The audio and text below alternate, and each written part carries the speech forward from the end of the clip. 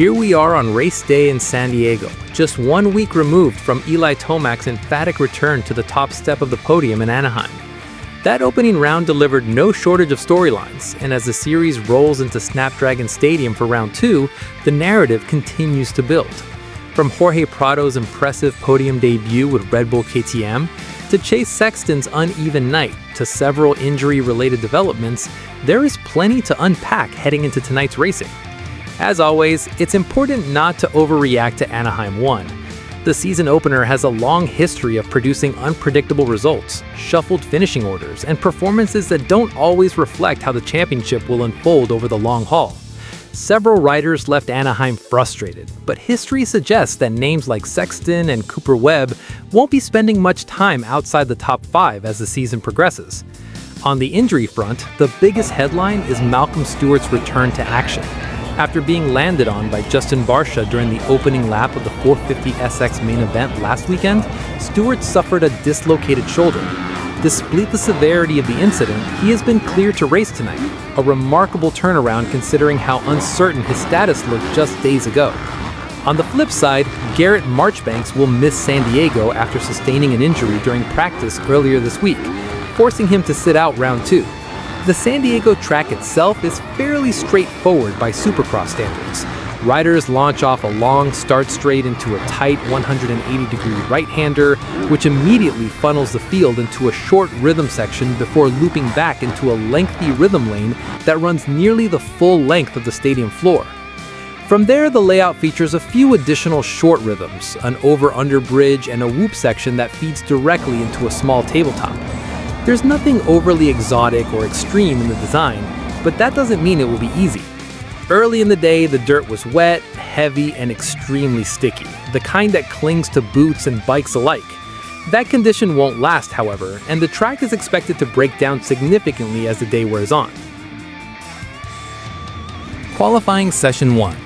The first round of qualifying is complete, and the immediate takeaway is clear. This track is going to take a beating tonight.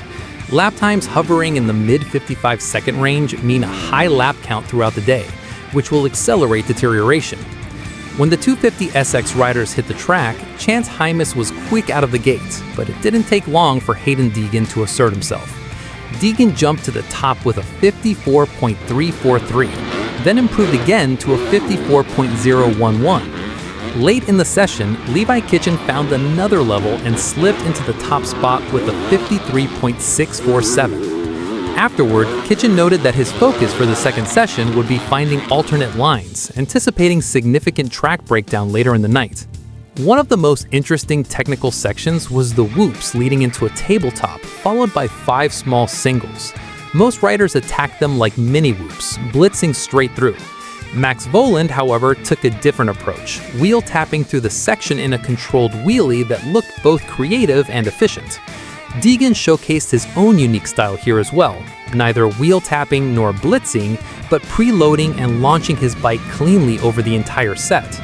At the time, he was the only rider doing it until the 450s came out and Chase Sexton followed suit. In the 450SX session, Eli Tomac wasted no time, firing off a 54.595 early on. Typically, early fast laps are quickly eclipsed, but in this case, Tomac's time held strong for nearly the entire session. Riders appeared cautious, spending more time experimenting with lines than chasing outright speed.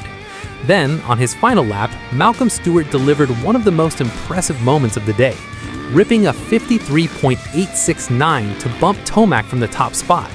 Considering Stewart's injury just 1 week ago, the lap was nothing short of remarkable. The long rhythm lane proved to be a key area of experimentation.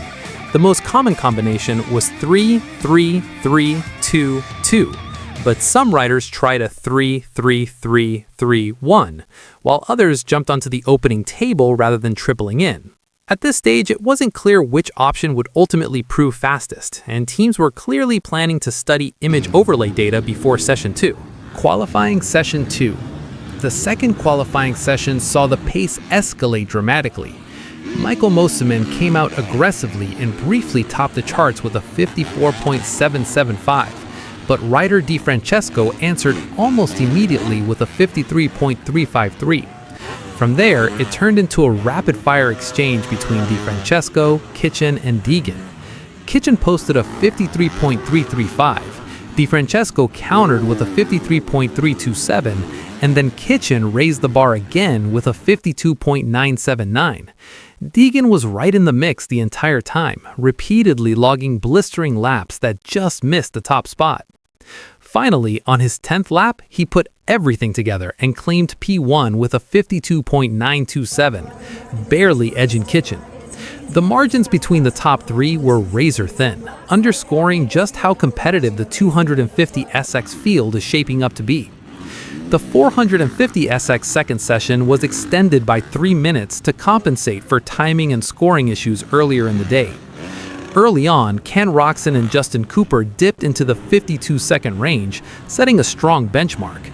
That held until Tomac on his 8th lap unleashed the flyer with a 52.181, reminding everyone why he's the defending San Diego winner. Chase Sexton showed flashes of speed but lacked consistency across full laps. He would attack certain sections aggressively, then back it down through others.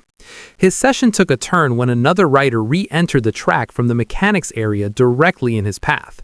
With nowhere to go, Sexton T-boned the rider in a berm, sending both to the ground. Thankfully, neither was injured, though Sexton was visibly frustrated by the incident. Shortly afterward, Mitchell Oldenburg went down, prompting a red flag with just under 6 minutes remaining. Unfortunately, Oldenburg was transported out of the stadium on a stretcher aboard the Alpine Star's medical mule. Further updates on his condition are expected. When the session resumed, riders managed only a lap or so before another red flag flew, this time for Austin Forkner. While Forkner was able to stand and exit under his own power, he left the stadium on the medical mule and is reportedly out for the remainder of the day. After the second restart, there was just enough time for a couple of final hot laps. Sexton made one last push and was on pace for a strong time, but a small mistake going slightly long in a rhythm lane cost him a few crucial tenths and effectively ended his shot at the top of the board. With qualifying complete, the stage is set for an unpredictable and demanding night of racing in San Diego. The track will be rough, the margins will be tight, and with so many riders carrying unfinished business from Anaheim, tonight promises to deliver another pivotal chapter in the 2026 Supercross season.